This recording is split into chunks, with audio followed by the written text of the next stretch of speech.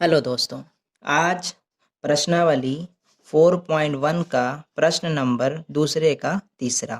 तो सवाल पढ़ते हैं। देखिए सवाल में लिखा हुआ है, रोहन की माँ उससे 26 वर्ष बड़ी है। उनकी आयु वर्षों में का गुणनफल अब से 3 वर्ष पश्चात 360 हो जाएगी। हमें रोहन की वर्तमान आयु ज्ञात करनी है। तो सवाल आपके सामने पढ़ दिया गया। अब इससे एक रफ से हम आपको पहले समझा दें। देखिए, रोहन जो है अपनी माँ से वो 26 वर्ष बड़ा है। तो देखिए, अगर रोहन अपनी माँ से 26 वर्ष बड़ा है तो माना रोहन x वर्ष का हो गया, तो माँ कितने वर्ष की हो गई? अगर आज रोहन 26 साल का है और माँ उससे रोहन x वर्ष का है मान लिया, और माँ उससे 26 साल बड़ी है, तो माँ की उम्र जो हो जाएगी वो x + 26 हो जाएगी। ठीक। अब सवाल में ये कह रहा है, आपके सामने सवाल है, सवाल में कह रहा है कि 3 वर्ष के बाद इनकी जो उम्र का गुणनफल है 360 हो जाएगा। तो 3 साल के बाद का क्या मतलब हुआ? अगर आज रोहन x साल का है तो 3 वर्ष बाद x + 3 हो जाएगा, और उसकी माँ x + 26 है, तो क्या हो जाएगा? 26 में 3 जोड़ दीजिए, 29 वर्ष हो जाएगी। और इनका गुणनफल यानी आपस में जब हम इनका गुणा करेंगे तो ये जो आएगा वो आएगा 360। ठीक।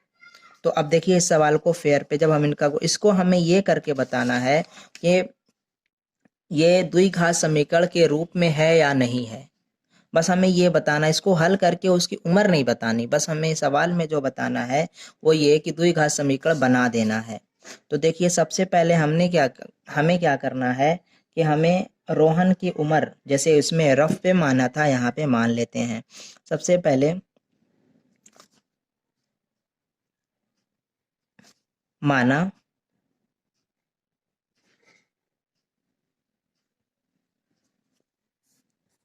देखिए इसे लिख लिया गया है, माना रोहन की आयु x वर्ष और माँ की आयु x + 26 वर्ष, क्योंकि माँ रोहन से 26 वर्ष बड़ी हैं।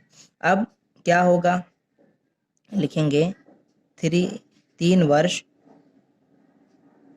बाद। 3 वर्ष बाद क्या होगा? 3 वर्ष बाद होगा ये कि x साल का है, 3 वर्ष के बाद क्या हो जाएगा? ये x + 3 हो जाएगा। और माँ कितने वर्ष की हैं? ये तो रोहन की उम्र हो गई। माँ की उम्र क्या हो जाएगी? तो देखिए ये तो रोहन है, माँ हो जाएंगी x + 26। इसमें हम 3 को ऐड कर देंगे तो रोहन तो x + 3 का हो जाएगा, और माँ हो जाएंगी x + 26 में 3 जोड़ दे दीजिए, 29, और ये हो जाएगा। अब प्रश्नानुसार क्या कह रहा? प्रश्नानुसार ये कह रहा है कि थोड़ा मोड़ लेते हैं इसको।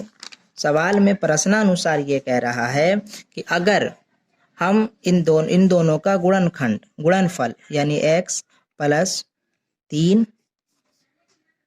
और x + 29, अगर इनका करें हम गुणनफल तो ये होगा 360।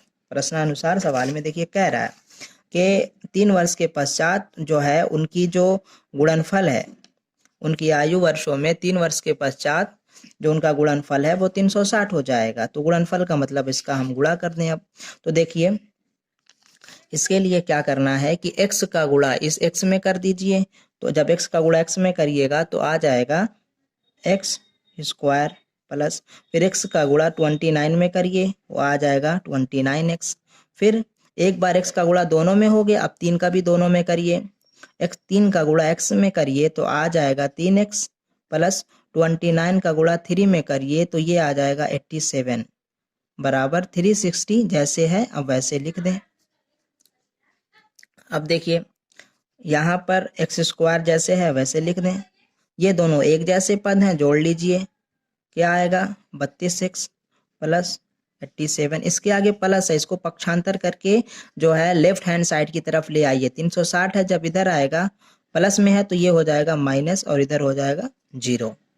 ठीक, अब क्या हो जाएगा, x square plus 32x minus 360 में 87 घटाइए तो 273 आएगा, क्योंकि मैंने रफ करके रख लिया हुआ है। अगर आप चाहें तो 360 में से देखें, 360 में से अगर हम 87 घटाएं तो 10 में से 7 गया 3 बचा, ये हो जाएगा 15, 15 में से 8 गया 7 बचा, ये हो जाएगा 273 आ गया। ठीक, तो देखिए ये बिल्कुल दो घात समीकरण के रूप का है, अतः हम बिल्कुल आसानी से इसे कह सकते हैं कि ये द्विघात समीकरण है। बस हमें इसी के रूप में लिखना था, ये हो गया, आंसर आ गया। तो उम्मीद है ये सवाल आपको समझ में आया होगा। अगर कोई दिक्कत हो तो कमेंट करके पूछ लीजिए, मौका मिलने पर जवाब दिया जाएगा। इस चैनल को सब्सक्राइब करें। शुक्रिया, थैंक यू। मिलते हैं अगले क्वेश्चन में।